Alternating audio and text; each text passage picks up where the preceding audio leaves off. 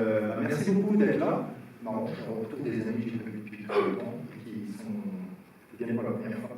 C'est le but. Je vais faire vite parce que j'adore Clint Eastwood.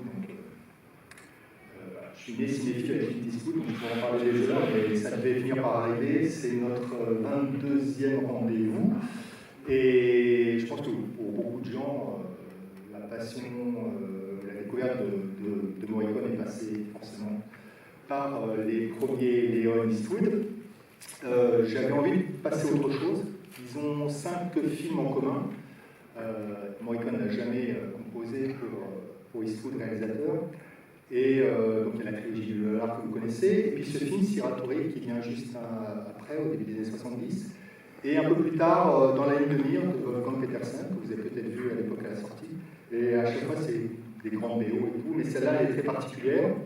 Et c'est un film qu'on voit un petit peu moins, en général. Quand les autres ont été élevés, et on les a vus, les revus à la télé, et ensuite en DVD. Et Siratori, par exemple, est repassé il y a pile un an sur Arte. Et je vous en parle parce qu'en fait, en deuxième partie, il y avait un documentaire qui s'appelait Clint Eastwood, la dernière légende. Il est en ce moment disponible à nouveau sur Ciné+. Je vous invite vraiment à le voir parce qu'il est très bien fait. On apprend plein de choses qu'on ne connaissait pas. Il y a des archives assez sympas. Et c'est réalisé par une jeune fille qui s'appelle Clélia Cohen. Je vous invite vraiment à le voir ou le revoir. Et je vais commencer par un petit peu les événements autour de ce mois. Et le prochain numéro à venir qui sera donc les points dans les poches de Marco Bellocchio, où là on est dans les toutes premières années de Morricone, compositeur. Et ce sera donc, le premier film vous allez découvrir le premier film de Bellocchio le 12 novembre, quand on va sortir son tout dernier. Il y a plus de 80 ans. Le 1er novembre, je vous invite vraiment à découvrir L'Enlèvement, qui était en sélection officielle en compétition à Cannes. Et la petite surprise, c'est que je vous passe la bande-annonce de L'Enlèvement juste avant.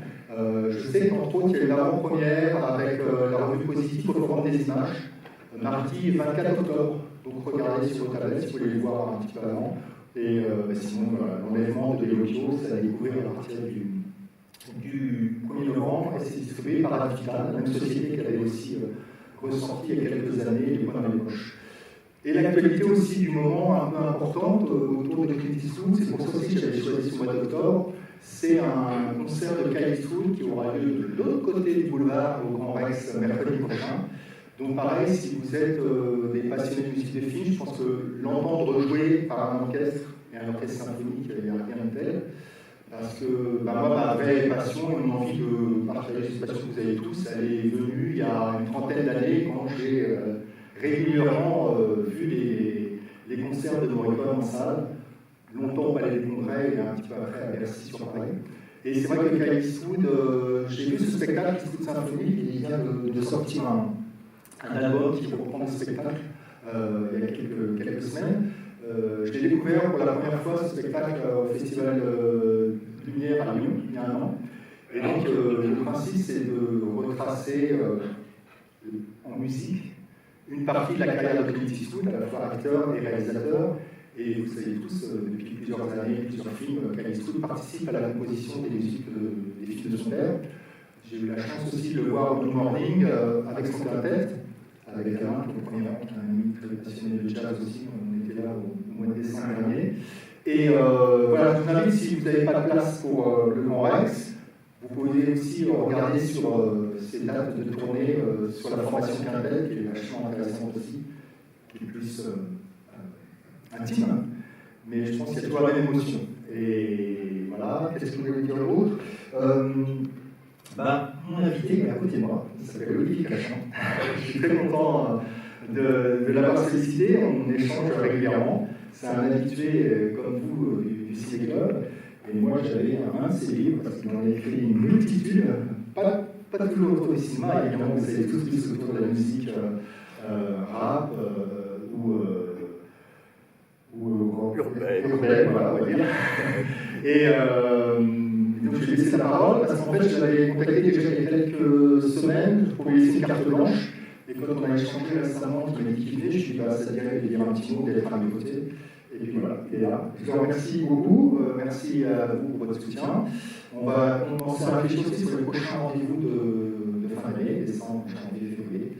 N'hésitez pas à me donner vos idées, vos pistes, vos envies. C'est le but du jeu, que ce rendez-vous reste convivial. Merci Olivier, et merci à vous tous d'être là. Alors oui, aujourd'hui, on va retrouver donc un guide dans un western plus classique, 10 ans après Hawaii, le feuilleton qui a révélé, quelques années après la trilogie de l'art. Là, on est un an après la Carnisse de l'Ouest, en Lego Ego, un western à l'américaine, plus classique, et la BO de Morricone est elle aussi différente. Enfin, on n'a pas ce côté baroque qui est totalement délirant, le western italien. On est dans un truc plus classique. Il y a aussi un peu de français dans le film, puisque la Légion étrangère le présente. On en dira un petit peu plus longuement, un peu moins après la projection, mais savoir que c'est un film qui est utile, puisqu'il vous permet deux choses. Un, de savoir que faire quand vous avez été blessé par une flèche à l'épaule, comment retirer la flèche, et qui va aussi vous apprendre qu'on peut faire l'amour dans une baignoire sans forcément retirer son téléphone. Donc merci à Clint pour ces infos, et puis bonne projection, et à tout à l'heure après la Sierra Caliente. Merci beaucoup. Oui, j'ai invité avec moi le CD de Django. Vous allez voir la particularité de cette musique dès le morceau d'ouverture et de générique. Et c'est un des morceaux que notre ami Quentin avait repris dans Django. Unchained. Django Unchained. Oui, pardon. Django Unchained. Il y a eu plein de Django. Et c'est vrai que pendant très longtemps, il a utilisé à droite à gauche des morceaux dans ses autres films avant de enfin lui confier une composition. Il a enfin donné un Oscar à Ennio Morricone, et jusque-là, il n'y a eu aucun Oscar, sinon celui qui avait remis un Oscar, il y avait eu un Oscar d'honneur dans les années 2000 remis par Clint Eastwood, justement. À tout à l'heure, merci.